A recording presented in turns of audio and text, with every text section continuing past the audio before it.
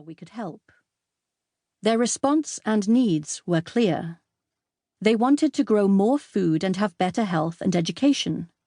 With a small grant from the European Union, we helped them restore fertility to the land without the use of chemicals.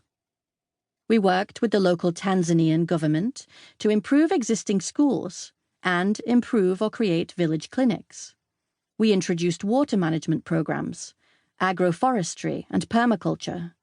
Utilizing geographic information systems and satellite imagery, we enabled villages to make land use management plans. Volunteers learned to use smartphones to record the health of their village forest reserves. Scholarships enabled girls to go into secondary education, and microcredit programs enabled villagers, especially women, to start their own sustainable businesses. Family planning information is eagerly received as parents want to educate their children, but schools are expensive. In this way, Takare advances both environmental and social well-being. There are close to 7.9 billion of us on the planet now. In many parts of the world, our finite natural resources are diminishing faster than nature can replenish them. By 2050, it is estimated there may be as many as 10 billion of us. Livestock numbers are also increasing, using up ever more land and water and producing vast amounts of methane gas.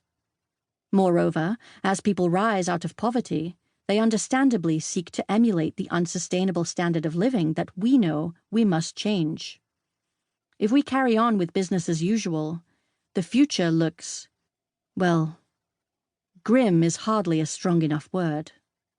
We must develop a new relationship with nature and ensure that our children are equipped to deal with the problems we have created. There are many programs that promote environmental education and others that discuss social justice.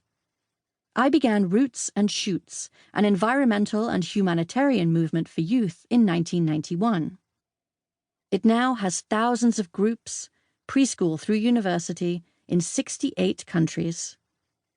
To help them understand that social and environmental problems are connected, each group is required to choose and participate in projects in 3 areas: people, animals, and the environment. By taking action, the members realize their ability to effect change. It is empowering and is giving hope to thousands of young people who are working together on issues as diverse as wildlife trafficking, homelessness, women's rights, animal rights, and discrimination. I have 3 reasons for hope: the energy and commitment of youth, the resilience of nature, the forest has returned around Gombe, and the way animal and plant species can be rescued from extinction, and the human intellect, which is focusing on how we can live in greater harmony with nature. Paul, in his usual inimitable way, describes the most important solutions to the environmental and social problems we have brought upon ourselves, and shows how they are inseparably linked. Regeneration is honest and informative, a rebuttal to doomsayers who believe it is too late. He echoes my sincere belief that we have a window of time, that there are practical solutions, and that we and all our institutions can initiate and implement them in order to restore life, climactic stability, and on Earth. Let us work to live up to our scientific name, Homo sapiens, the wise ape. Regeneration. Regeneration means putting life at the center of every action and decision.